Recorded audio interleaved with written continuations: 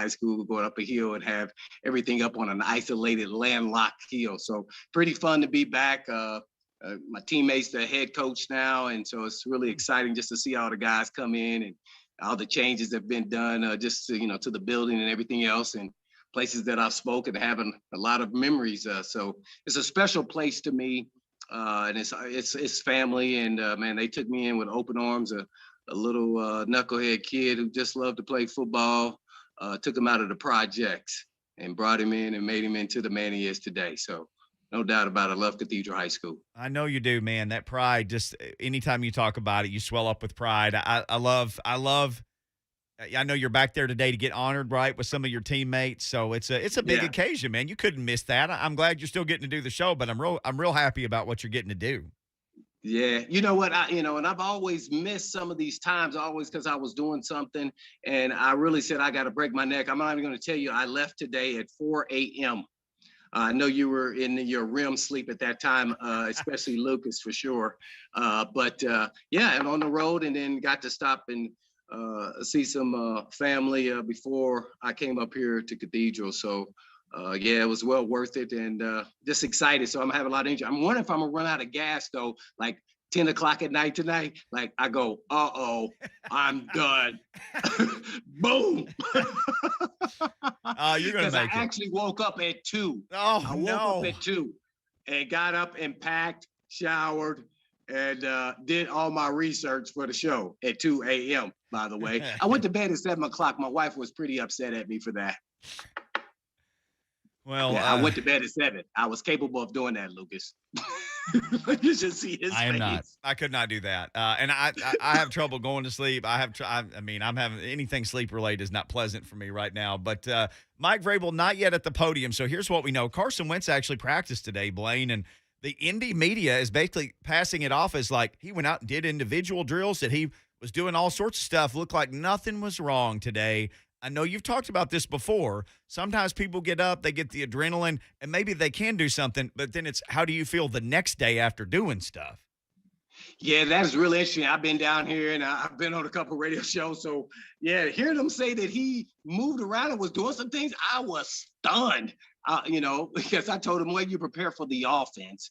And if Wentz plays, I think actually that's a good thing for the Titans. And I say that in that, not because he's not a good player. I know some people are going to make that assumption, but he was actually playing pretty solid in my mind. They win, no. So obviously you think, okay, that wasn't good enough. So he didn't play very well. I know everybody makes fun of the shovel pass and everything else, but I thought he was playing solid, not porous. And, so I think he'll be a little immobile.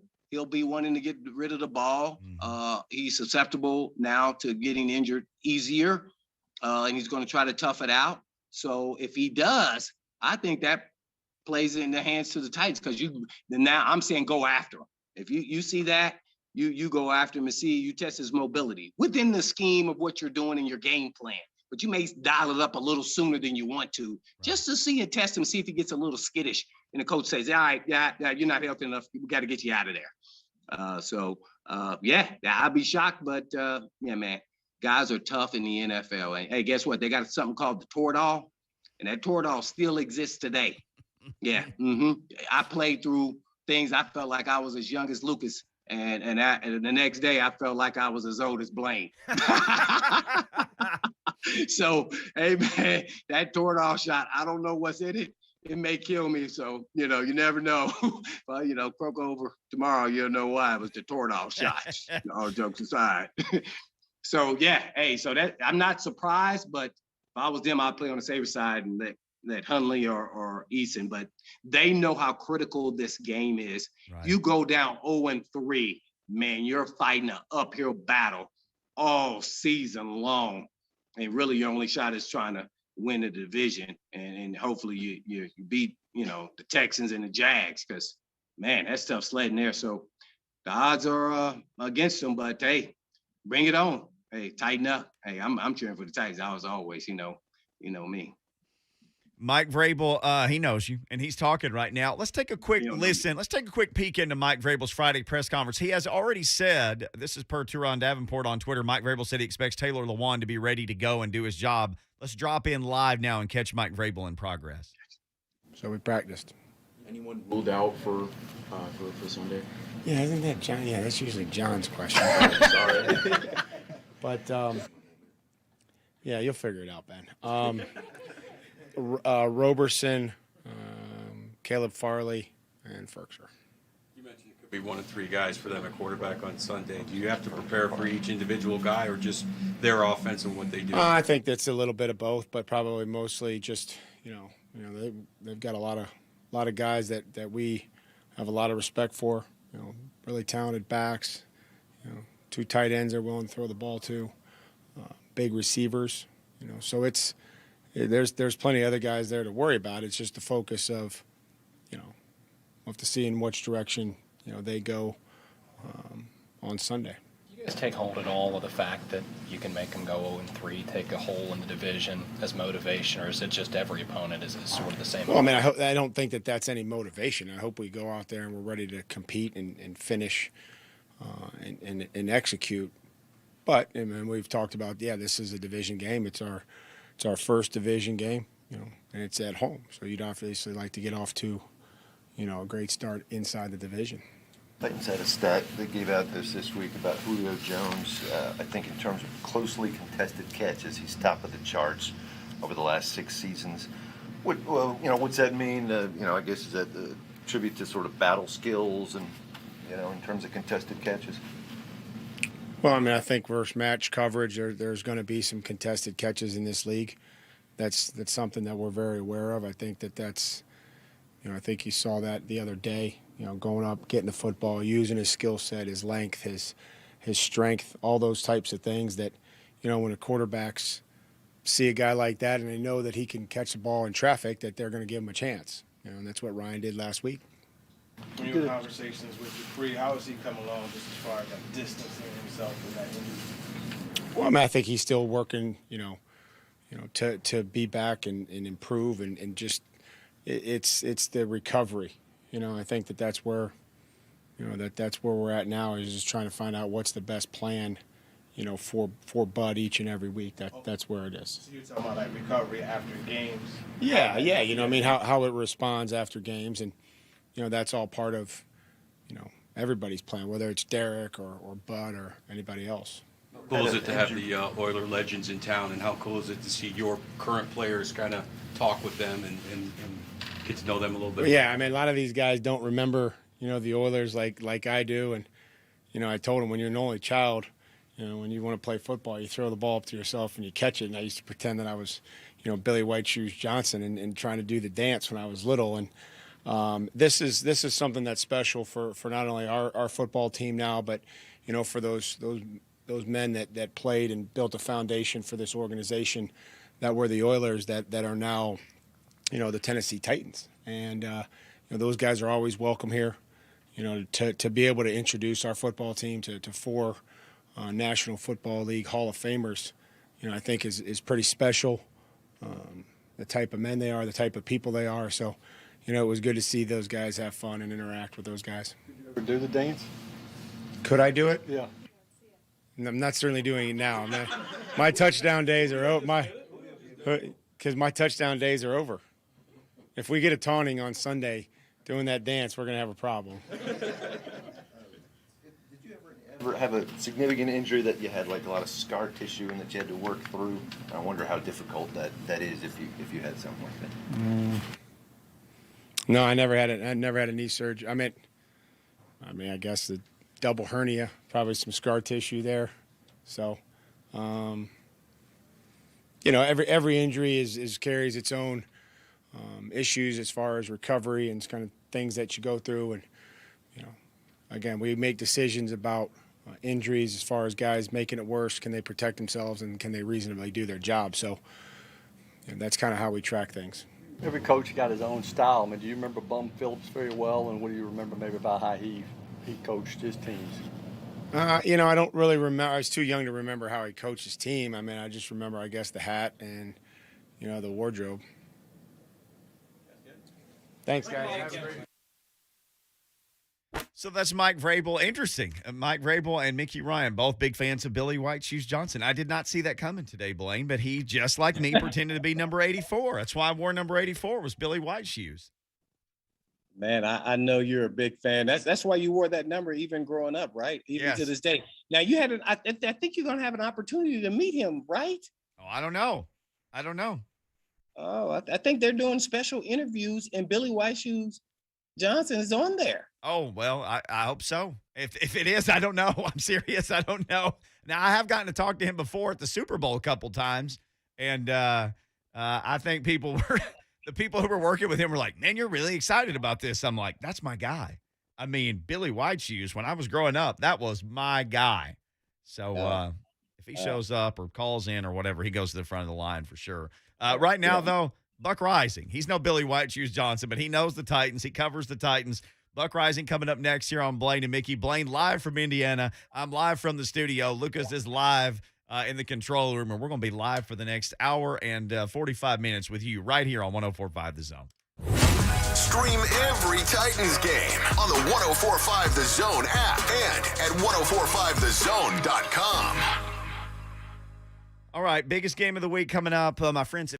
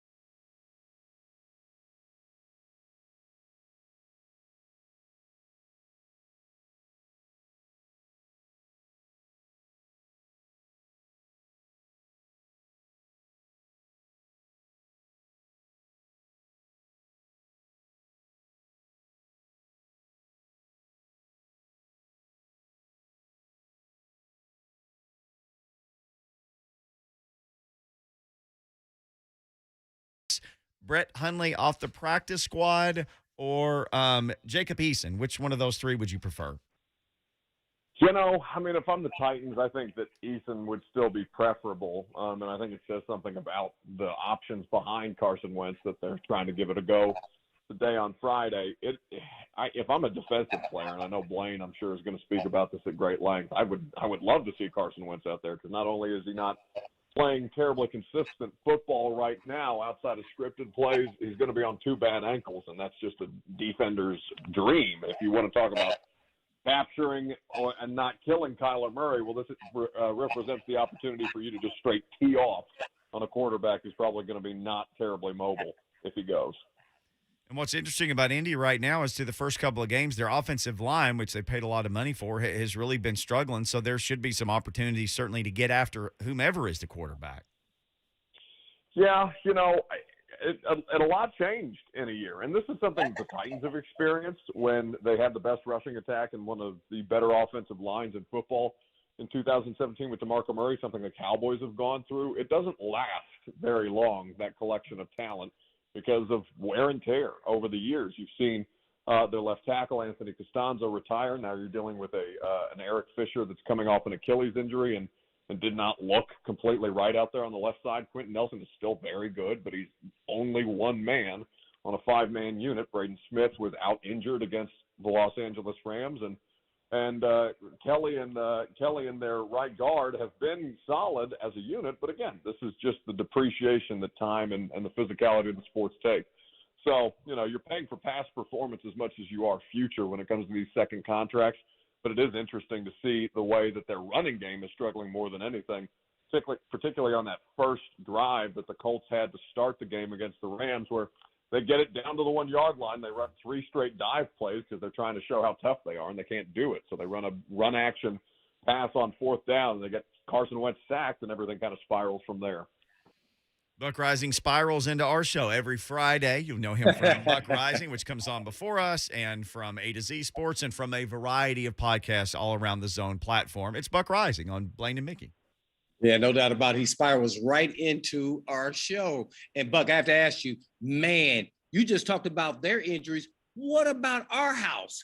We need to make sure we take care of our house, and that is the Titans. What is an injury update? I know you were on all the pressers, who's up, who's not. Give us a little rundown on who's going to be available and who you think won't be. Well, Taylor Lewan is going to be available on the left side. Mike Vrabel expects him to play on Sunday against the Colts.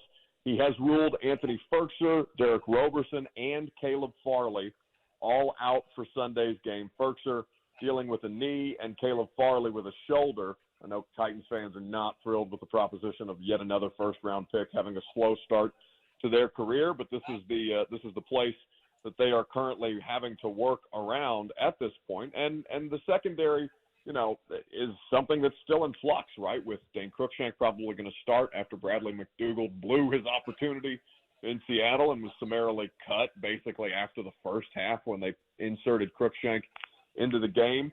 The Titans are going to be, it seems, in pretty good shape. But again, there's that question about Lewan and what his actual readiness is outside of just being available and how much he's able to give them on the left side.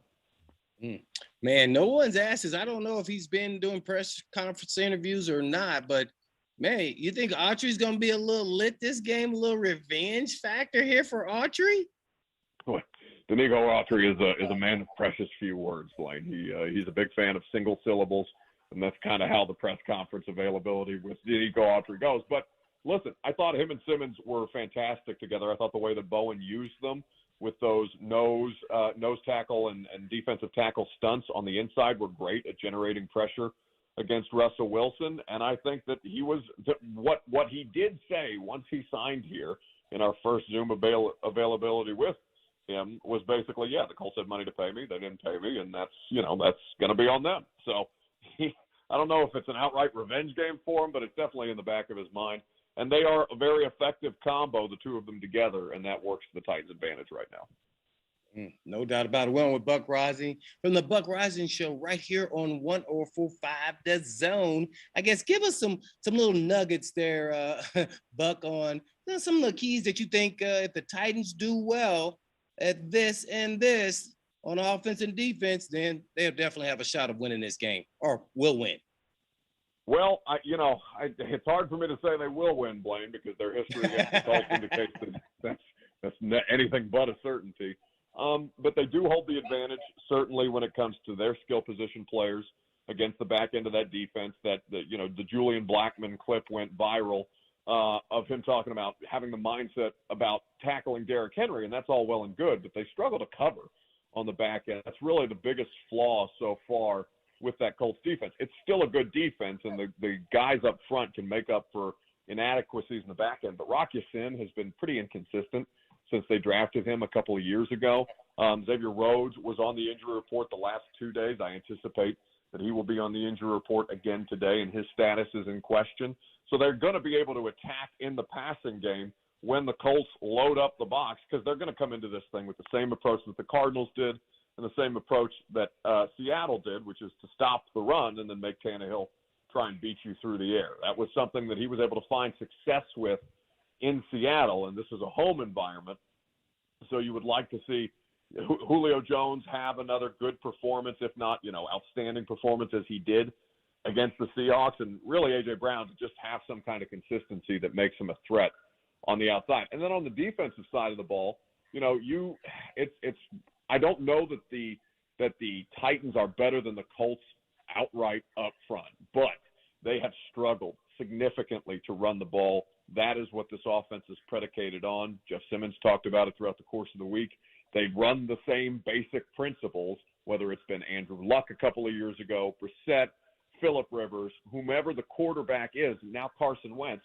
They have an identity, or at least they want to try and stick to this identity of being a run-first team, much like Tennessee. So if you can find a way to snuff out the run and make whomever is playing quarterback try and beat you, that's something that the Seattle Seahawks and the Los Angeles Rams in the first two games have found success with.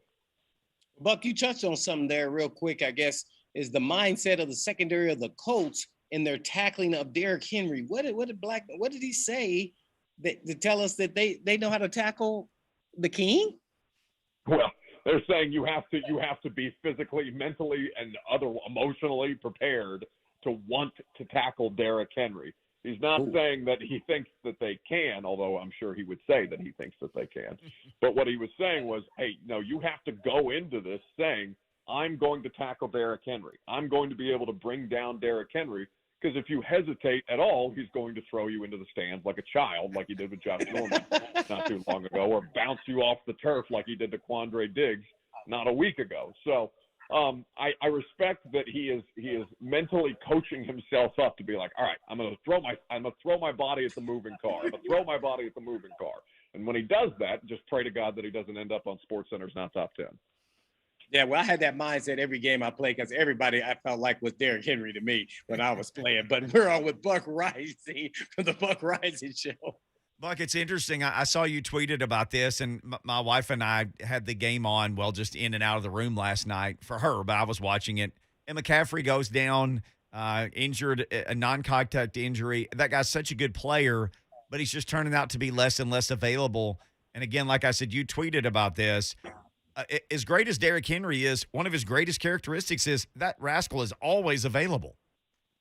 You can't get to 2,000 yards if you're not on the field. Yeah. You have to play all 16 games as he did to be able to eclipse that particular marker. It's what makes Derrick Henry such a wonder, because at that position, it's near impossible to stay the kind of available that Derrick Henry does. I mean, hell, look at Darrington Evans, who hasn't really played many NFL snaps and just perpetually can't get out on the field. All these second contract running backs, that's why I was scared of the second contract for Derrick Henry, because for whatever reason, I was thinking at the time that he was some kind of human, and turns out he's an alien. So with Derrick, I know people got mad at me because that's some kind of a jinx or whatever, and if Derrick Henry gets hurt, it's not going to be because I tweeted it. It's because football happened to Derrick Henry. But so far, Derrick Henry has avoided letting football happen to him, or as he was joking yesterday at the podium, he's pretty good at hiding it. So whatever Derrick Henry's doing and whatever recovery process, because I know it's pretty extensive. I know some of the people that he works with on that side of things, and it is a full-on process each and every week to get this guy physically ready to go. He's figured out a formula to make it successful, and outside of fluke happenstances or just physically being able to hold up, Derrick Henry's best asset at this point is not just to be able to break a game open, but to be able to be there every Sunday to have that possibility to do so.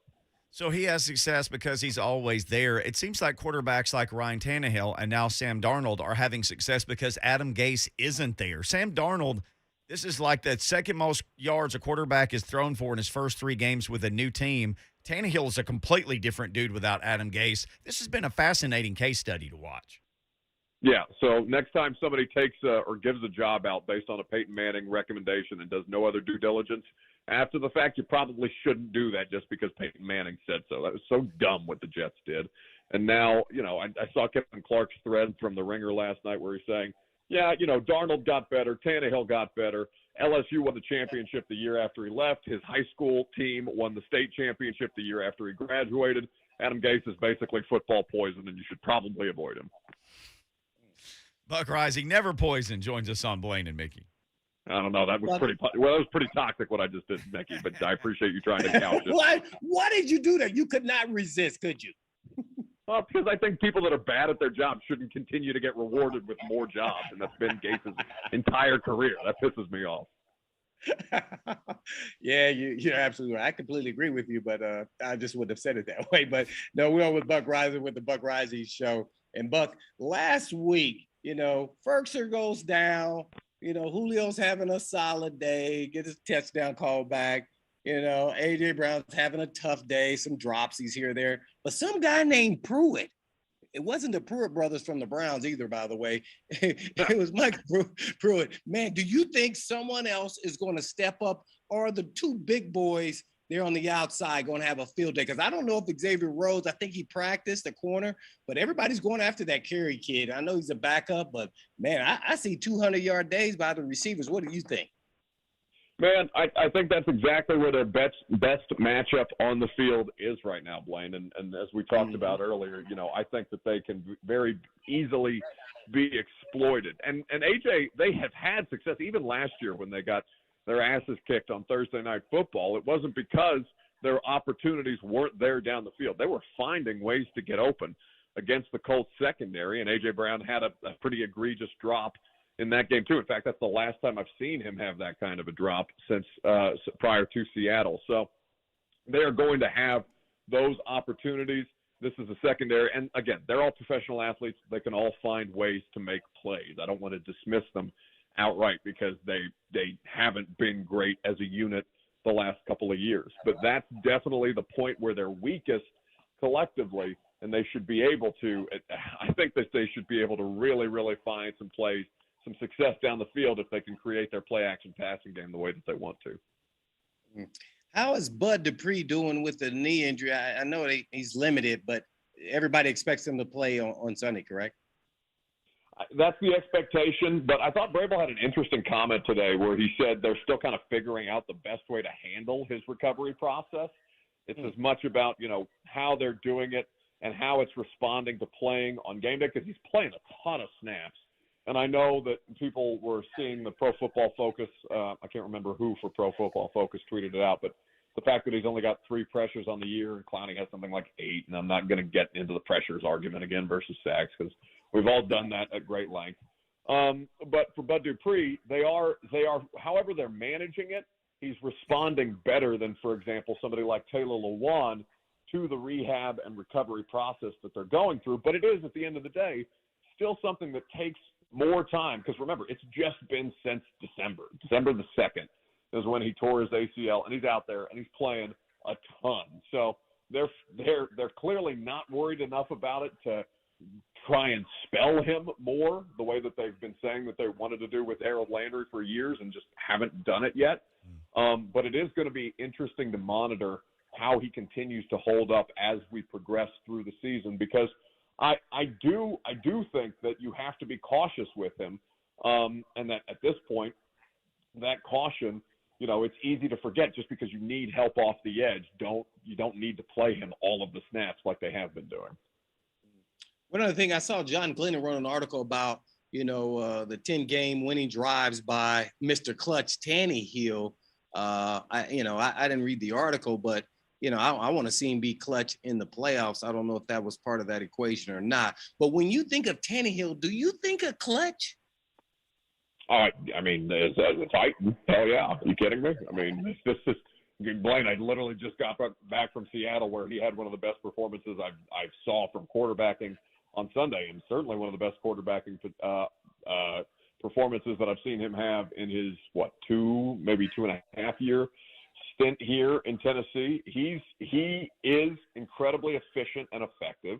He's comfortable. It's clear they trust him a ton, because he's doing, whether he's audibling or not at the line of scrimmage, he clearly talks a ton at the line of scrimmage as he's done the past 2 weeks. So he's making the corrections in real time. He's as big a part of their success as anybody. And I know Derek's the highlight reel, and he's got the stiff arm, and everybody loves to throw that on SportsCenter. But Ryan Tannehill, this doesn't go. It didn't go before Ryan Tannehill, and it would be tough to make it go after Ryan Tannehill with how the team is currently constructed. Ryan Tannehill's a great player at that position, and he's right up there with Aaron Rodgers, Patrick Mahomes, Tom Brady, with how well he's performed since he's been with this team. Right. I'm not going to go that far, but I've definitely been a Tannehill guy. I just need to see him doing in the playoffs. But I completely agree with you in that, he is clutch. And I don't think they would have won the game without him. But yet, Derrick Henry gets all the accolades because they started passing on first down and went out there passing to then open up the lanes a little bit, make them a little looser. Would there have been no lanes for old King in the last game versus Seattle?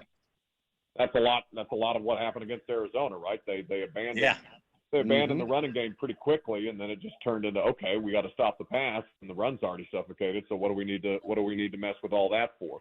I think that you're spot on. After that first drive where they went run pass, and everybody in the press box is pulling their hair out because what the hell are you doing again with this?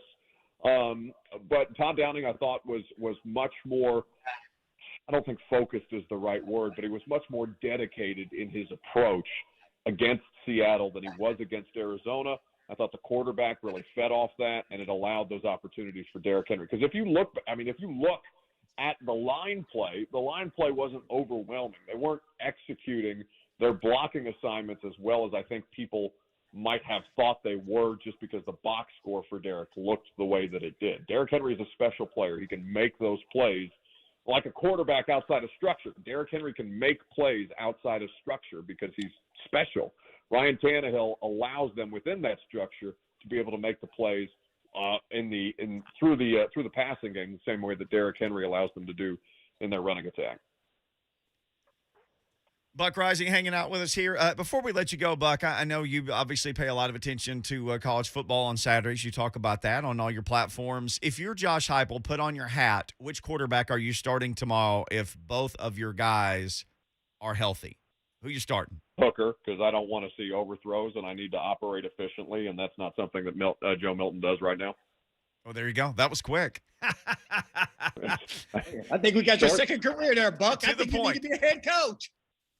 Listen, boys, whether I'm right or I'm wrong, I'm always decisive about it. So I can give you that and be completely sure of myself until, of course, something goes completely wrong that I couldn't have foreseen. So, you do what you can.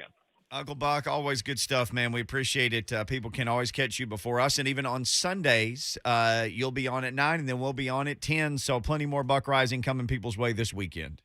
You can't shake me, but I appreciate you boys having me on. Always, Buck Reising. Hey, Uncle Buck. Uncle Buck, our guest, he comes and stays with us when our parents leave town and makes us a giant pancake. That's what Uncle Buck does. Please don't. Gets us out of trouble at parties and more. When we come back, Rhett Bryan is in the studio, and he just said stay tuned. So when we come back, stay tuned because something's going to happen. It's Blaine and Mickey.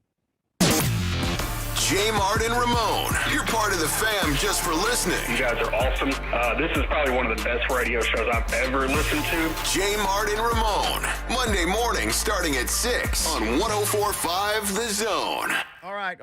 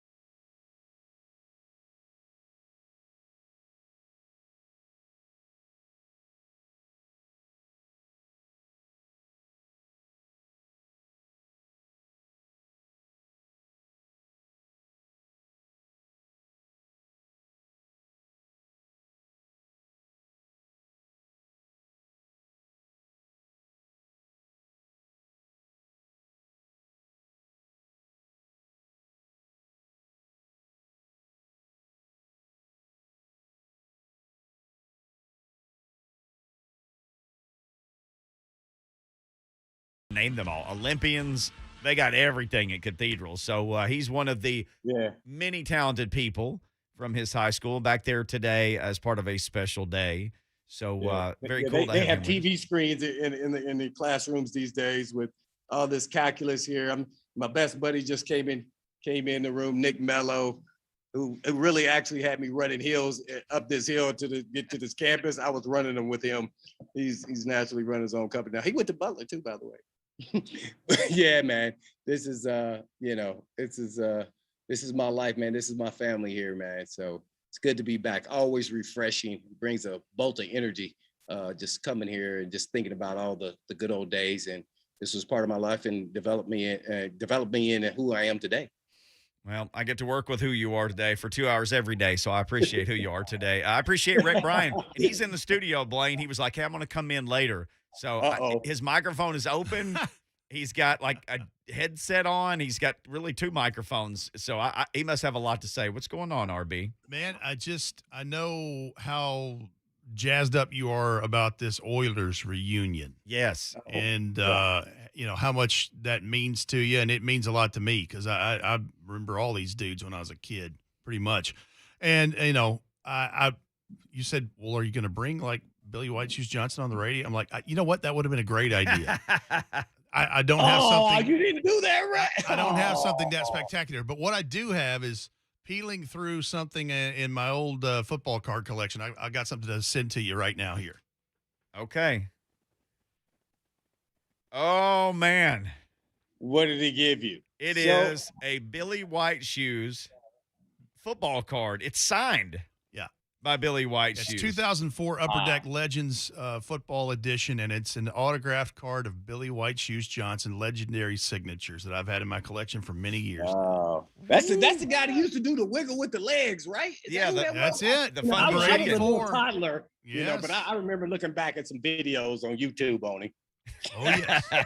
Number 84. Oh, man. That's Rhett, dude. This is, I got goosebumps. This is the coolest thing, man. 84 was Haywood Jeffries.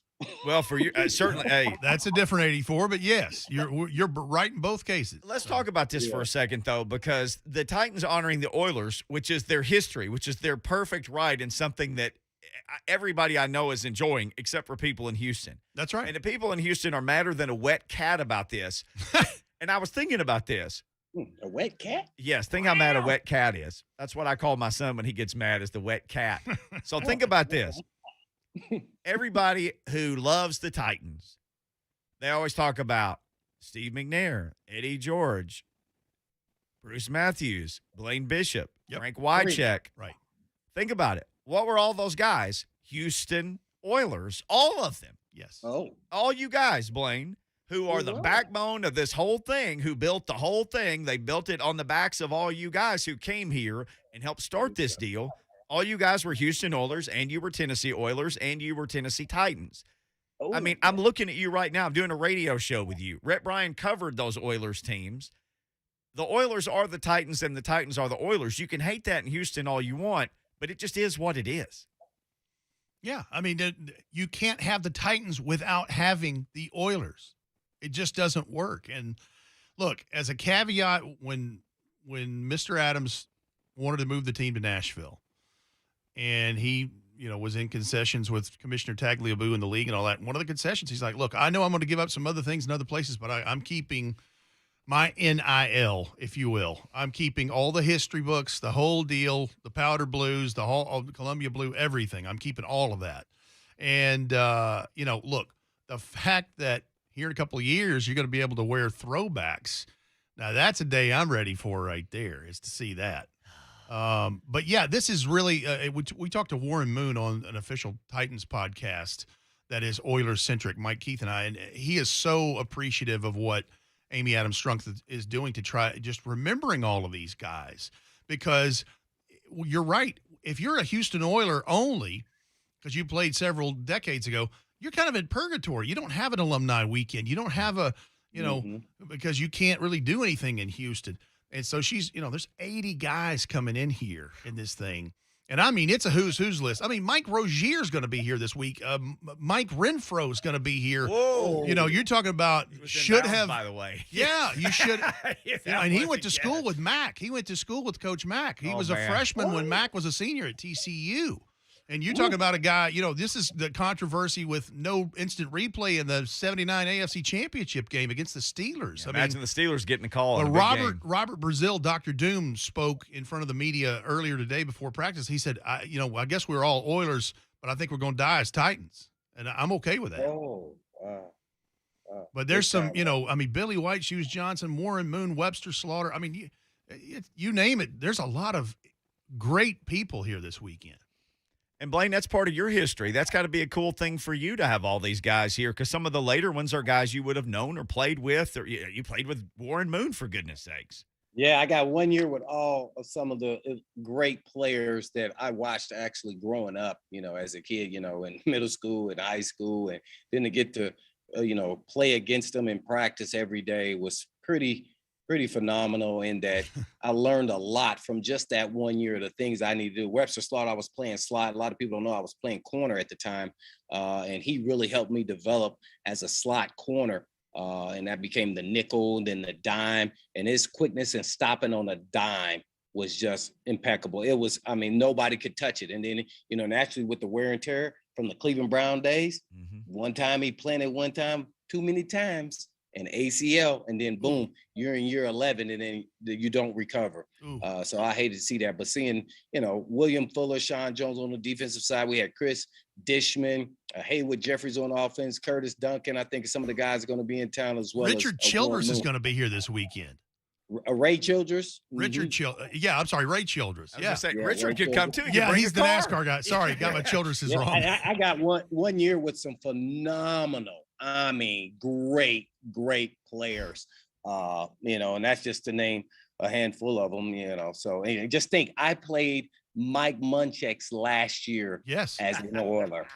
Well, you played on that Oilers team before they had to take a TNT box to it in what was then the salary cap age. Yeah. So you had all of those megastars there, and there you are, right in the middle of it. Yeah. Nobody was paying attention to me. That's okay. You were there. A lot. That benefited me a lot. You know what though? You were there, and you lived to tell about it, man. And it probably made you a better player.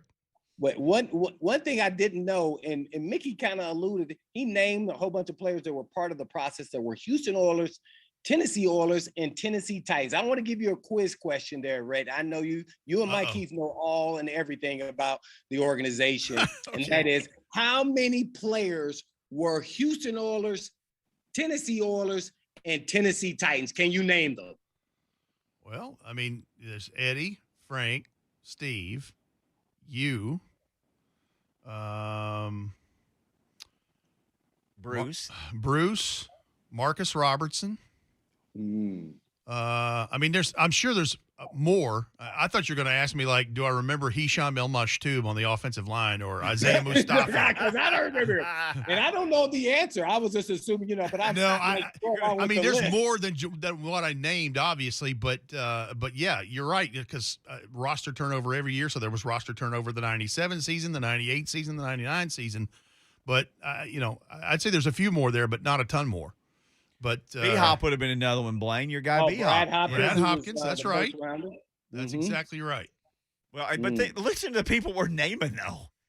Just legends, all of them. No doubt. That's what's so crazy is all of you guys, Blaine, all of you were Pro Bowlers, all pro, just bedrock pieces of the franchise. That's what's so amazing. That's why the team survived the move, went 8-8, 8-8, 8-8 in three different buildings, and then went to the dang Super Bowl. It's because of the people that have been put on the team.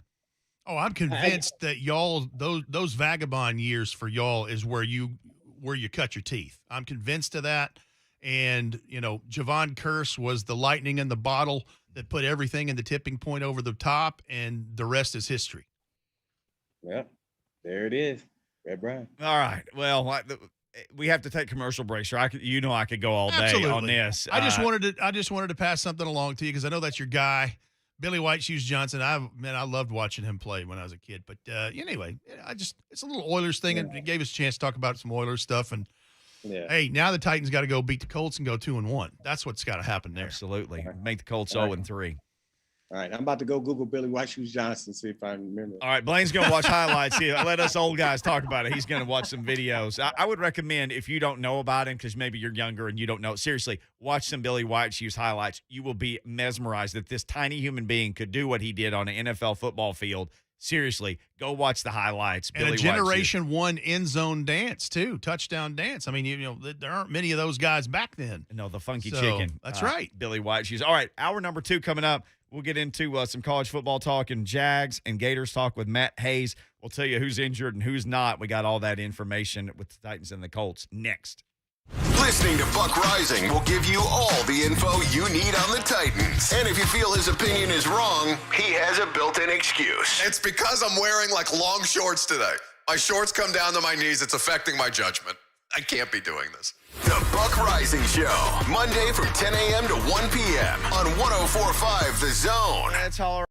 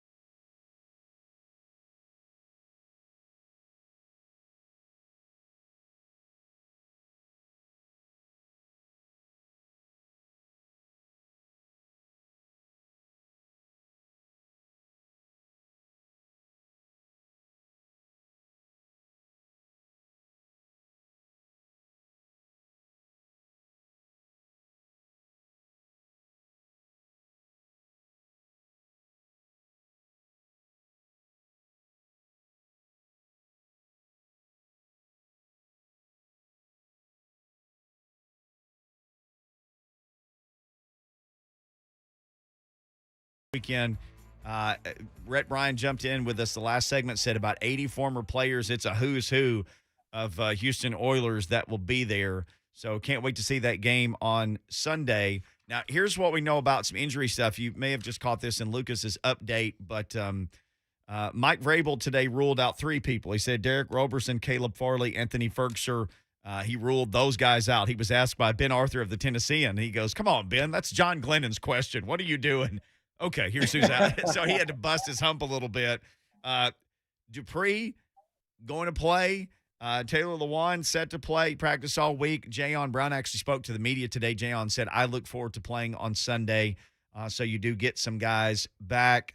At some point today, I guess, and we don't have the audio. I didn't ask Lucas to get it, but Mike Vrabel had talked about, I guess, them trying to work Bud Dupree back in the right way, Blaine. But he's played a lot of snaps so far.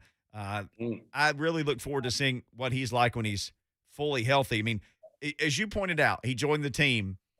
He didn't hurt his knee until, the first game? It was the first game of December. It was December last year. So he's still, in a window less than a year of trying to come back from a catastrophic knee injury. Mm-hmm. Yeah, you got to manage that appropriately. And that's probably just to get him out moving around early in the week. And then at the end of the week, just make sure he's assignment-based, understand everything. Everybody's on the same page. And so he's doing the walkthrough with all, the starters and everything else. And then you want him to, feel fresh on game day. So I wouldn't have him do a whole lot, but enough where he moves around. You see if it gets irritated even, because it's going to swell and then he's going to get it back down. So that's going to be something recurring. Make sure you're doing the rehab. Make sure he's staying strong, and then make sure he's mentally, knows his assignment, because every week you're putting in a new game plan. And, one thing could have been one week. The next week it could be something totally different. So, but that's a tough injury to come back. He's done a solid job considering. Yeah, I think he got hurt in December, was it? Mm-hmm. His ACL. Yeah. So that's a good turnaround, and he's looking pretty solid out there. I'm actually impressed what I see. But today's technology and ACLs, but everybody's body is different, so you just don't know until you start going through and pressing your leg out there and see how you do. So we shall see. Hopefully he'll be out there and ready to rock and roll. We got Mike from Hermitage on the line. Mike, just one more second. This is the biggest practice note out of Indy today. Carson Wentz did practice, was moving around and throwing. There's a little bit of video, but multiple Colts reporters saying that he went today. One of them essentially saying that you couldn't really tell anything was wrong. This was a guy who couldn't finish the game last week. He has 2 sprained ankles. He said one was worse than the other earlier this week. Maybe the right. I can't remember which one. He said one was worse. But man, he practiced today. He's going to play because that's without the tornado shot. Yeah, Friday practice for Carson Wentz. Man, he's going to be out there. Carson Wentz, number 2, is going to be out there, man. Yeah, man, he got to reach that incentive bonus where the Eagles get a first rounder instead of a second rounder. Bad playing time. Well, I think that's something like 70% playing time or something. If he plays, the draft pick goes up. I know they already get a third, but it goes from a second to a first. I'm not sure. But he's going to try to do something. We got Mike and Hermitage on the line. Mike, thanks for checking in. Mark Spain Real Estate Hotline. That's how you can always reach any of your zone shows. What's going on, Mike? Thank you for calling. Hello. Hello. Hey, Can Mike. you hear me? Yes, Yes, Mike. sir. Yes, sir. Can you hear me? Yo. Yes, Mike. We can hear you, buddy. All right, bud. Just bringing it up that y'all were talking about the Oilers Titans, and I can remember being born and raised in Houston, and ever since the inception of the Oilers, and when they followed me to Nashville, I was tickled to death. They followed you to Nashville. Yeah. We got several players, a couple of players that actually played for Oilers. One has passed away, but Albert Drungo used to be a tackle. He retired from Nashville Sheriff of Davidson County Sheriff's Department. He's passed away now. Rest in peace. Paul Granger from back in the Oiler days, Charlie Hennigan. I remember Billy, of course, Billy White Shoes, and Curly Cook and all those guys. I always enjoyed watching them play. Yeah. Hey, great call, Mike. Thank you for checking in. Hoyle Granger was a running back, and I've heard Amy Adams Strunk say he was her favorite player as a kid. He had a couple really good. Hoyle Granger, yes. It looked like Granger. Oh, man, I thought she said I was her favorite player. Well, she wasn't a kid. I'm talking about when she was a kid, Hoyle Granger. It looked like Granger, but pronounced Granger, which Lucas could appreciate since he's our show linguist. And Charlie Hennigan, kids, if you want to see somebody putting up some numbers as a receiver, that dude played in the 60s. Go look at Charlie Hennigan's numbers. Wowzers. Wow. Big numbers. Okay, you hear my fingers? I'm typing. I'm trying to get you. You know me, though, man. You know I love this stuff. Hey, man, I watched a lot of football, even growing up as a kid. I do not remember that name.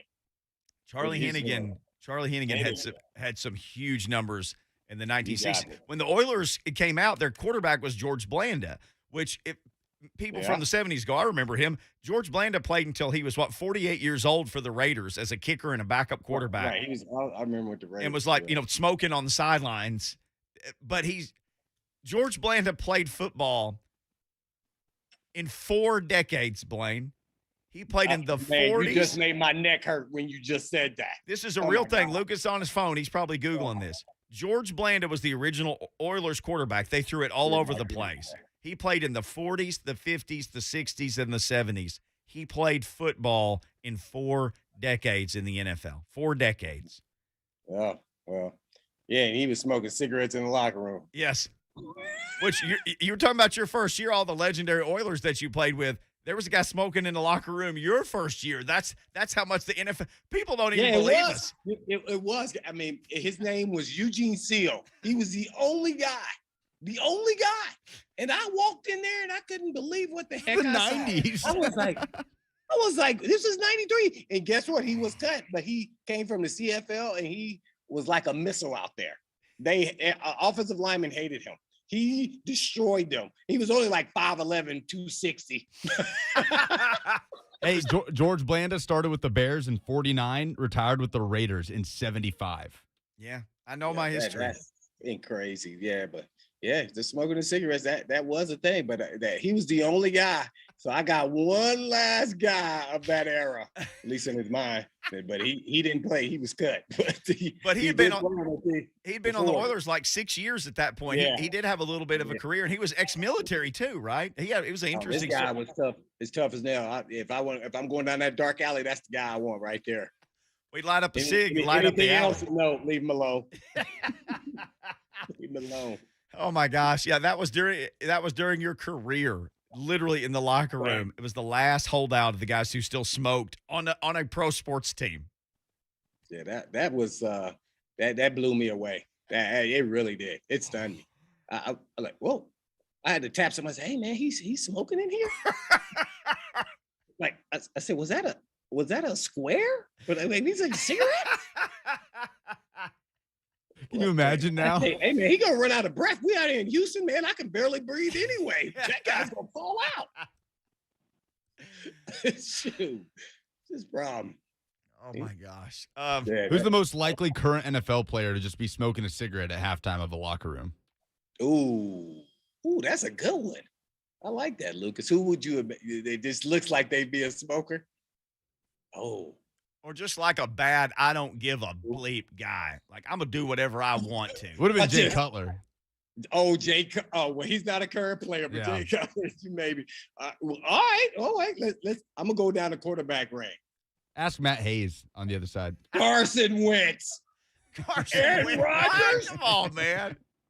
You see Aaron Rodgers got his hair tied back in a bun. Maybe this version of Aaron Rodgers. You know that's my favorite player, Aaron Rodgers, man. But he's so relaxed. Well, how you know what you know about some relaxing? You doing a lot of relaxing. he showed them, didn't he, that same game? All you trolls. He called the media trolls. I better stop all that trolling me. All right. Well, Matt Hayes is set to join us next. He's 1010 XL Radio in Jacksonville, so he covers the Jags. He covers the Gators. He probably knows some stuff about Josh Heupel. We'll also ask him player most likely to smoke in the current NFL. Yes, we have to ask him that if he's ever seen anyone in a locker room. All right, that's all. You don't want to miss any of that, so just stay where you are. It's Blaine and Mickey 104.5 The Zone.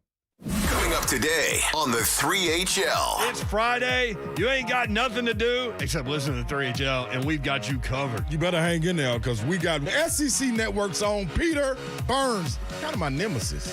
He is your nemesis. Yes. But one that's not my nemesis. Nemesis? Yeah, one that's not my nemesis is my guy. Smell that? You smell that? It's the blood in the water. Mark Mariani comes on and makes his picks. Josh Ward, 3 things Tennessee needs to do to give itself its best chance to win in the swamp. And Jason Swain has played in the swamp and won in the swamp. It's also Trash Talk Friday. I got some talk for them Gators. I'm a Gator hater.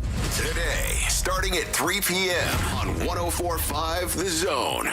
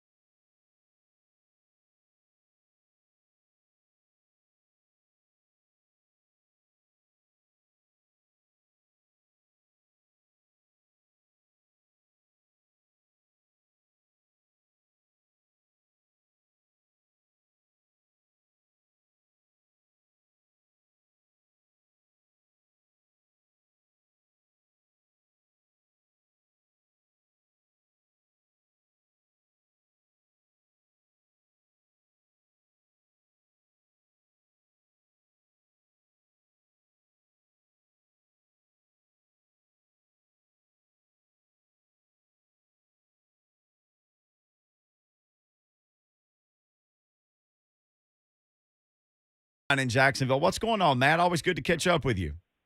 What's up, guys? I'm a guitar fan, I can tell you that. Well, I like that. Me too. So we got a little extra something we can talk about sometime for sure. Matt also was Saturday down south. Let's start with this. We were having this discussion, and when Blaine started in '93, his first season, there was a guy smoking in the locker room named Eugene Seal. It was his last season. He wound up getting cut, but he played like 6 years in the league. If you walked into an NFL locker room today, Matt, and saw someone smoking, who is it most likely to be in this modern NFL? Who's a guy that you would be like, that wouldn't surprise me if that guy lit up a cig every now and then? We did have someone tweet us and say Gardner Minshew is who he would pick. I mean, I know you covered him for a while. Minshew is number one. I'm so He's got to be one with a bullet. It's got to be somebody who's a little off. There's no doubt about that. Gardner's high up there. I would actually say Aaron Rodgers or Ben Roethlisberger, maybe. Yeah. Someone like that. All right. Well, again, sometimes we like to throw a little curveball when people jump on with this. Let's start here because I know we can talk about a lot of things with you. We'll get to Gators. We'll get to Jags. But Greg Sankey essentially goes in the middle of the night in a trench coat and gets Texas and Oklahoma and brings them back to the SEC. And all of a sudden, this rubber-stamped 12-team playoff just falls all to pieces. And now nobody can agree on anything because everybody's mad, it seems like. Just what in the world is going on in the highest levels of college football right now? It's a temper tantrum with the Big Ten, the Pac-12, and the ACC, which, I mean, honestly, Mickey, you know, we've all ripped Kevin Warren for his leadership at the Big Ten, but what he's doing right now is genius. He somehow has the Pac-12 and ACC convinced that he's this pauper out there with his hat out, you know? They make more than anybody. The Big Ten is just this poor Big Ten conference. You know, you need to help us with the mighty SEC. The Big Ten pays out more money than the SEC. They right now make more money than the SEC.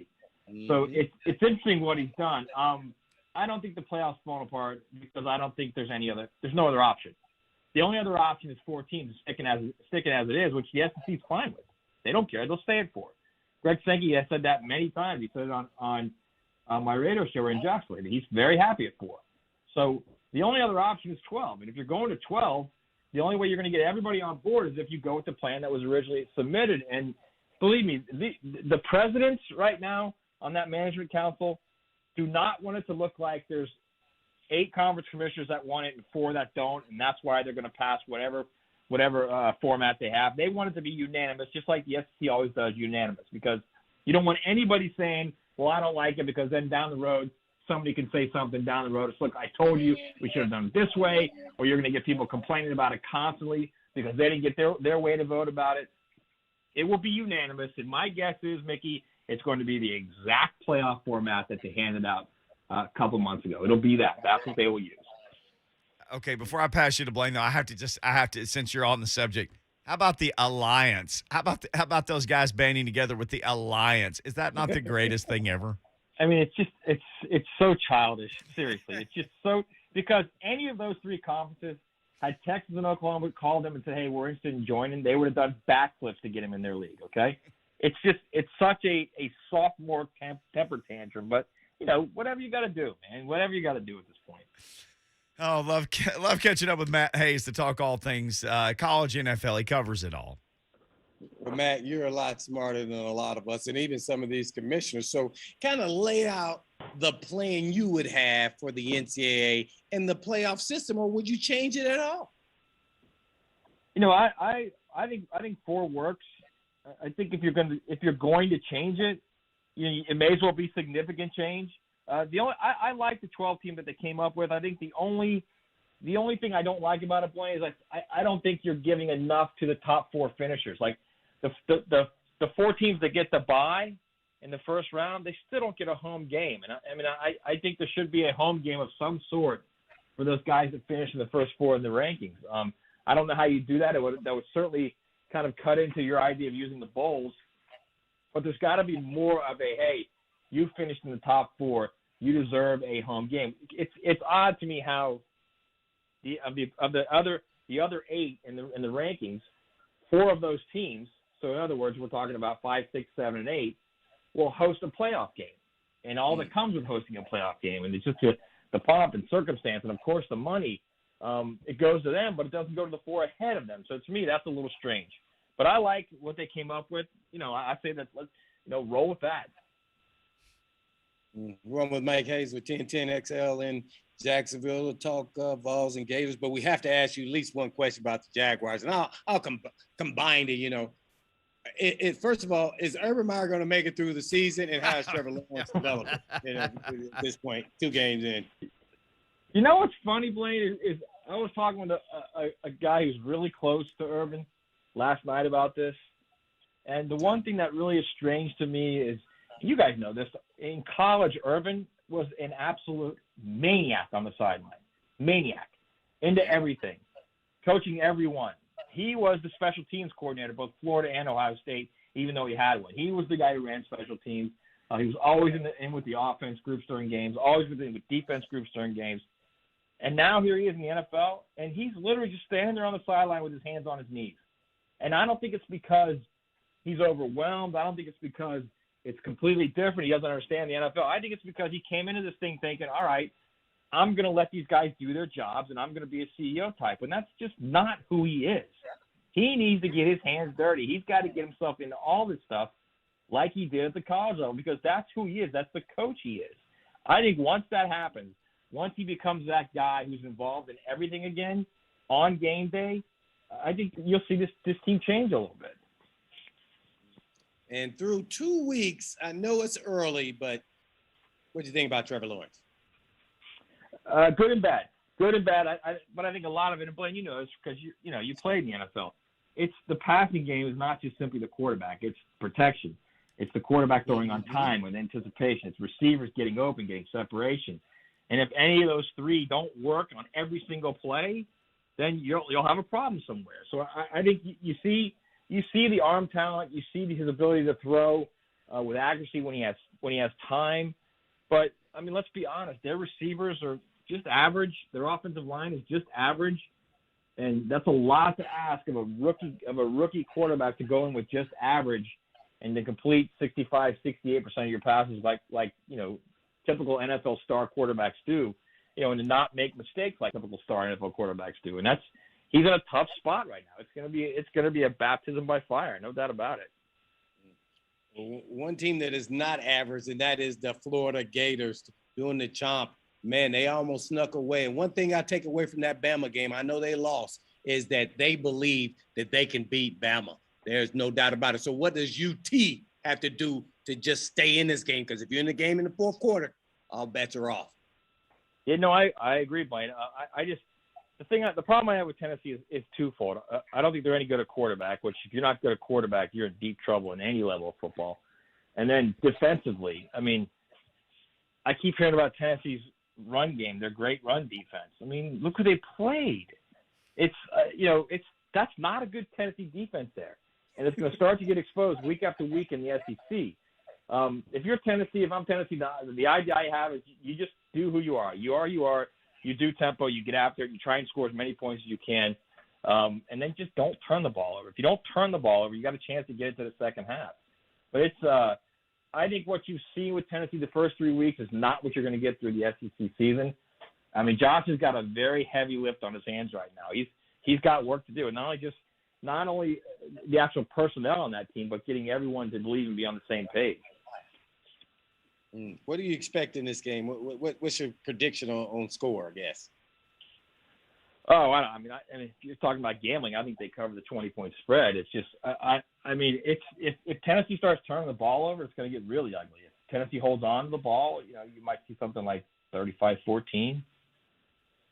Oh, all right, we're on with Matt Hayes with 1010XL in Jacksonville, covering the Vols and the Gators. Mickey.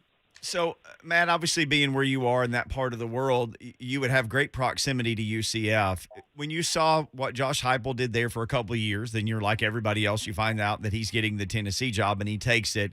Do you see Heupel as like he's the guy that can make Tennessee again and make this, for instance, this week's game, this week, the series with Florida, which has been very one-sided, is he the guy to kind of bring things back, do you think?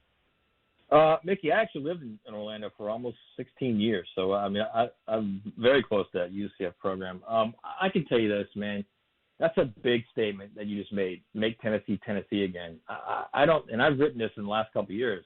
I don't think Tennessee will ever be like what Tennessee fans think they can be or want them to be ever again, because the dynamics of the league have completely changed. You've got guys at mega schools at Alabama, Georgia, LSU, Florida. You've got guys that can recruit and will hold down their area. When Philip was there in the golden years with Peyton, and he went into Louisiana and got Peyton. He went into Alabama and got T. Martin. He went into South Carolina, got key defensive linemen. He went into Atlanta and got a 5-star tailback. That's not happening anymore. It's just not. And at the end of the day, players win championships. So I think, can Josh be successful at Tennessee? Yeah, I think he can. Sure. I think what Josh has done, track record as far as offense, as far as scoring points, as far as putting his quarterback in position to be among the elite in not only his conference but nationally, you gotta see that and say, okay, he knows what he's doing. So I think they'll score points. I think they'll win games. But the ceiling, 9 games, 9 wins, 10 wins maybe every once in a while.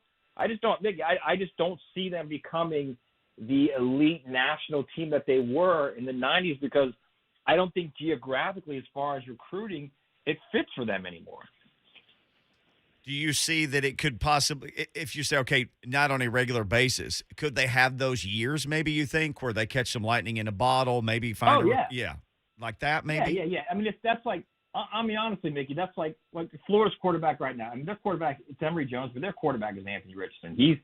That dude's unique. He's going to win a national title there. If Josh lands a quarterback like that, of course they can. Yeah. Then you can talk about an SEC championship, absolutely. But the odds of landing a quarterback like that are very slim. Matt Hayes joining us at Matt Hayes CFB on Twitter. If you want to follow him there, our guest on Blaine and Mickey. Yeah, Matt. How much do you think Richardson and Jones play in this game? Is Jones going to play the full way, or you think Richardson is back healthy and is going to contribute, more than naturally last week when he didn't play? There's just they're very quiet this week, Blaine. My guess would be he doesn't play. If this was like his first time that he injured his hamstring, and it's a grade 1, you maybe keep him out for a week or two, but he initially did this in spring. So this is the second problem with this. My guess would be he doesn't play Saturday. He doesn't play the following week against Kentucky, and maybe the following week after that against Vandy. And then you bring him back for LSU. Then you've got that little stretch run there, LSU and Georgia, the games that are important, the games that you have to win if you want to reach that goal of playing Alabama again. Blaine, I'm sure you've had a hamstring injury. It's a lot more difficult than simply as, he'll rest it and then he'll come back up out and he's good and he can make those quick jab moves again. And it's not like that. I would be shocked if he plays this week and even next week. Speaking of shocked, I was really shocked at Florida running the football versus Bama last week, man. Dan Mullen, man, he was bringing the X's and O's. He figured it out, man. Were you a little surprised about that as well? I think anyone who follows the SEC was surprised, because Florida's offensive line the last couple of years is not that good. They're just average, and it's been a big problem. Them running the ball has been a big problem. They're a team that infamously in the Georgia game last year, 4th and half a yard, and Dan goes 5 wide and tries to throw the ball. Can't get a half a yard.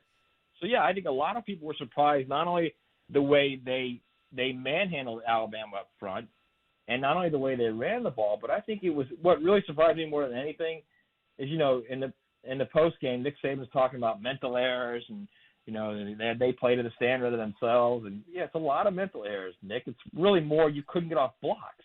They could not get off blocks on defense, and that to me was a big surprise. And I think it's part Alabama, and I also think it's more of a part of Florida's offensive line is starting to gel now, and I think they got a lot of confidence, and Alabama doesn't have those elite D linemen that they've had in the past. Well, what game you tuning in this week, and you see any potential upsets? I want to see what LSU does against Mississippi State, because that is a dangerous game right there. If LSU loses that game, then there's going to be some seriously upset people in the state of Louisiana about where the program is headed. losing to Mississippi State is bad enough. And again, this is no offense to Mississippi State, but losing 2 years in a row if you're LSU to Mississippi State, that's a problem. That's a problem even for a guy who won a national championship a couple years ago.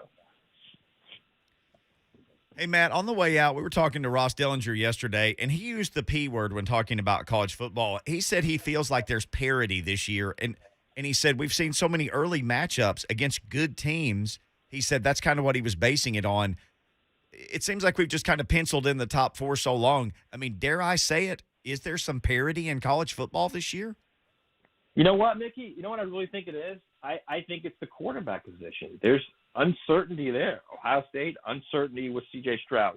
You know, he's a guy that throws really well, and then a couple other times you see him throw it, and you're like, what in the world is he doing? Spencer Rattler was this guy that was going to be this terrific player. And the reality is he got benched last year. And he played really well in his final game of the season against a Florida team that had a bunch of guys out that opted out of the bowl game. They didn't really care about being there. And he's kind of just, who he is. Then you look at Notre Dame. Jack Cohn's all right, but Jack Cohn got beaten out for the Wisconsin job.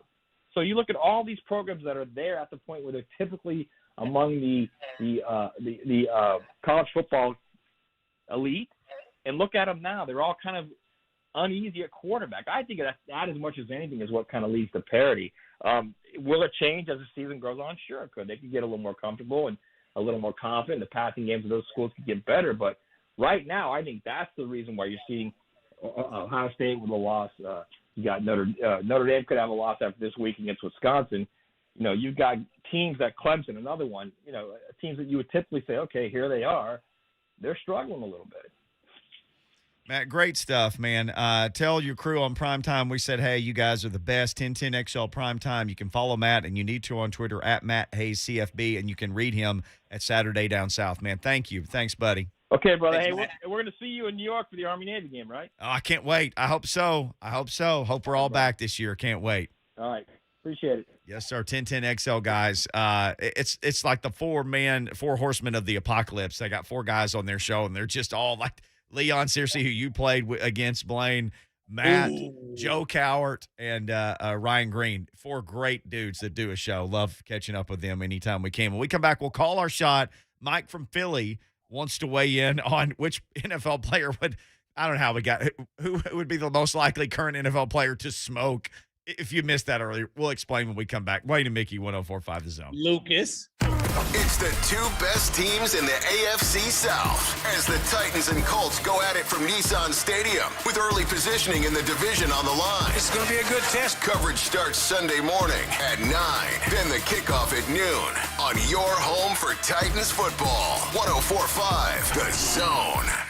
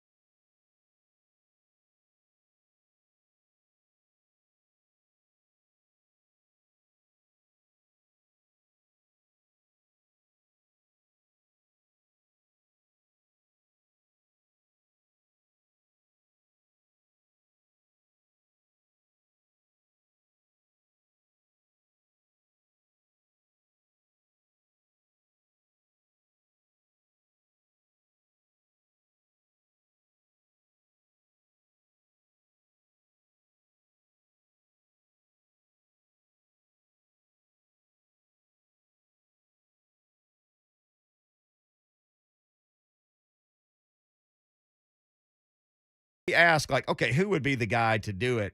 Got a couple of comments. Baker Mayfield, says Scott on Twitter. Gardner Minshew, says Jay-Z. Mike in Philly, though, joins us next. Mike, modern NFL player wouldn't surprise you at all if the guy just, had a lung dart and just pulled it out and started smoking. Well, I'll tell you what, I go way back. In terms of the NFL, I would probably have to say, particularly for the Eagles, I'm going way back. Andre Waters would probably do that. Blaine, you probably know about Andre. But quick, funny story. I was playing ball for St. Joe's in college, and the Sixers used to practice at St. Joe's. Oh. So before practice, I'm sitting there on the bench with my cup of Gatorade. You got Dr. J, George McGinnis, Joe Bryant, Kobe's dad out there playing. Coach Billy Cunningham calls practice. George McGinnis walks over, sits to the right of me, asks me, "Hey, young man, how's it going?" I said, "Hey, we're at 500, but we have a game against Georgetown coming up in a couple days." Big Mac reaches into his gym bag, pulls out a pack of cigarettes, and starts to smoke. Okay, he looks at me and says, "Young man, this is not good for you." 2 minutes later, Caldwell Jones, the backup center, he walks over, sits to the left of me, asks me the same question, reaches into his gym bag, pulls out 2 16-ounce tall boys of Schlitz, cracks them both open, knocks them down, and looks at me and says, "Hey, young man, this is not good for you." So, Blaine, just like you guys are talking, in the 70s, it was just a different breed, a different era. Players were smoking, drinking, and who knows what else was going on. Oh, my gosh, Mike. That's a fantastic phone call. And he's talking about those Sixers legends, man. Those teams were loaded. Yeah, no question. Oh, man, I love me some Dr. J. I was Dr. J and Larry Bird was my dudes, and they used to go at it for the Eastern Conference. Ooh, yes, I love that. And Bird, man, he be talking smack out there all day, putting it in their eye. Bird would I used to be on the basketball court. Bird, boom, and I'd miss, but it wasn't like Larry Bird, but that's okay. And Larry Bird would point on the court to where he was going to shoot it from, and people still couldn't stop him. That dude was amazing. He was bad. He's a bad man, but yes, we got some bad people gonna call their shots, right? Yeah, time to call our shot. I did want to hit this. I've got the Colts final injury list. They have. Hold on, guys. I'll get there. Sorry. Twitter's awful slow today. Carson Wentz practice. Wentz practice today. He is listed only as questionable. So not even doubtful. Questionable. He is playing. Jordan Glasgow, the linebacker, is listed as out, and tackle Braden Smith actually listed as out for the Colts. So the old lineman will be sitting. Those are the only there's only 3 people that are mentioned on their report. Carson Wentz questionable. Glasgow. So Xavier Rhodes is playing. Oh, yeah. Hey, I told you, whenever the Titans and Colts play, all bets are off. Divisional game, you never know. They could have their third-string quarterback out there, and they still beat us. You better come with your A-game, Titans. I'm telling you right now. About, no, everybody wink, nod. Everybody like, hey, man, try to tie Carson Wentz's shoestrings. And I'm not talking about it in the right way. Yeah. You go dead down to that ankle and twist that thing at the bottom of the pile. Nobody's saying that. They just looking at each other like, I got you. Well, you can just pick an ankle. They're both messed up, Blaine. Just pick either one. Go wrong. No, yeah. You can go 2 for 2 and ankle grabbing there. Yeah. Oh, my bad. You okay? Yeah, that's how it works. When you're getting up, you say, oh, my bad. It was stuck in my arm. Your big foot. It's underneath my armpit. All right, Lucas. That's what they used to do with my head. I'm like, hey, let me up. All right, Lucas, time to call our shot, courtesy of our friends at Chattanooga Whiskey, available at your favorite Nashville retail store. Drink Chattanooga Whiskey, maybe even this weekend, but enjoy responsibly. All right, what you guys got in the shot calling world? So 5 years ago today, the Tennessee last beat Florida in 2016. 5 years ago, to the day. My phone is littered with memories from it that my phone's reminding me that today is the 5th anniversary of that game. Something in the air, first road trip of the Josh Heupel era, 5-year anniversary of the last time the Vols beat Florida. It's close around halftime. Gators cover the spread after the second half. Oh, man, all that build up for that. But, yeah, cover the spread. Well, I'm going to call a shot that The Vols are going to take the Gators down. They're going to do the Gator chop, and they're going to take them down. Yes, they will. I think Hypo and crew will get it done on the offense. Give them a break. Some big plays. They're going to start off slow, the Gators, because they're still going to be off that low of getting beat by Bama and the physical draining that it takes, the drain that it takes on your body. And by the time they wake up, it'll be the middle of the second quarter, and balls are already going to be up on them, and they're going to be chasing from behind, and the running game is going to go out the window because they're going to have to throw it to get back up. Catch back up. That's it. That's my shot. Wow. Ooh, I see you smiling, Lucas. You like that.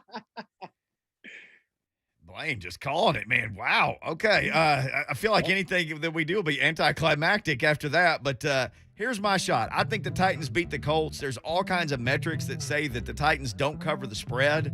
It's down to 4.5. Oh. It was 5.5. I think it was 5 now. FanDuel has it at 4.5. Titans win, but everybody's ulcer grows because they don't cover the spread. I think it's going to be close.